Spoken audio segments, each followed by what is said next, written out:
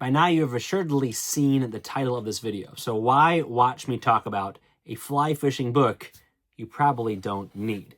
Well, this book, over and above the 60 plus titles that I have discussed on these book review videos, may be the most niche and certainly the most superfluous that is out there, but I guarantee you that if you find a book like this and it fills that same niche for you, it's worth hanging on to. So I'll talk about this book today on Casting Across. Hi, I'm Matthew of castingacross.com, where I explore the quarry and culture of fly fishing. It was April 11th in the year 2000. I was visiting my father in Arkansas, and he and I went to Books A Million on Lakewood Village Drive in North Little Rock, where he spent $19.95 minus the $2 that he got off for being a Books A Million Club discount member to buy me Mark D. Williams Trout Fishing Sourcebook. So again, I got this in 2000, but it was published in 1996. And this book was effectively the internet of fly fishing at the time. What do I mean by that? Well, you have to remember, in the mid to late 90s, the internet was there. You can get on AOL, you can get on CompuServe, but the quantity and quality of information that was there then is nothing like it was even in the early 2000s, and certainly not now. And in particular, fly shops and even state conservation organizations did not have the kind of web presence that was particularly helpful or valuable. But that was all the kind of information that was in here, at least the contact information. So we have nearly 500 pages in a large format with nary a color photograph, and very few photographs to be found with the exception of the front cover.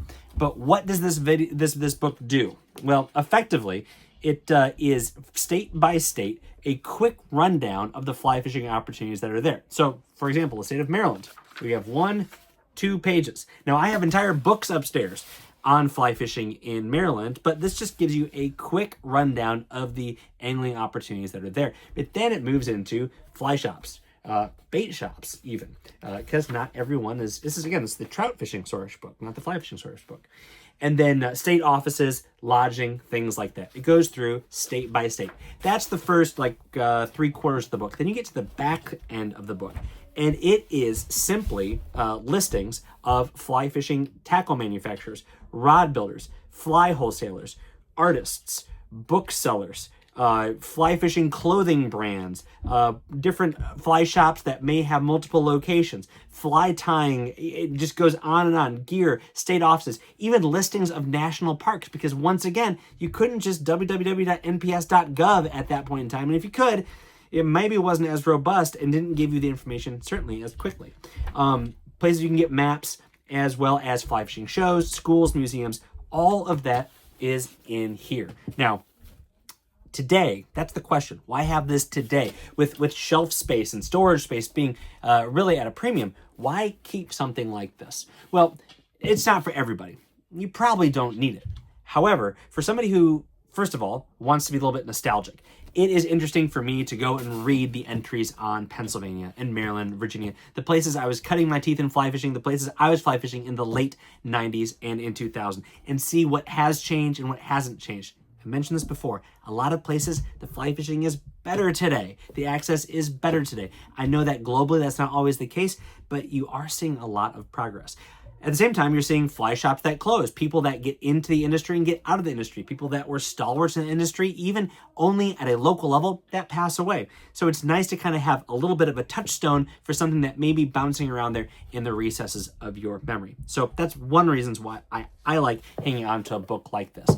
Secondarily, if you're interested in fishing and fishing history, then also wanting to kind of have some resources to be able to potentially go back and get some of the information is very valuable. For some of these fly shops, some of these people, you Google it and maybe their obituary shows up and it says that they fly fish. Maybe there's some tax records. You got to dig down deep into really obscure and hard to navigate websites to find.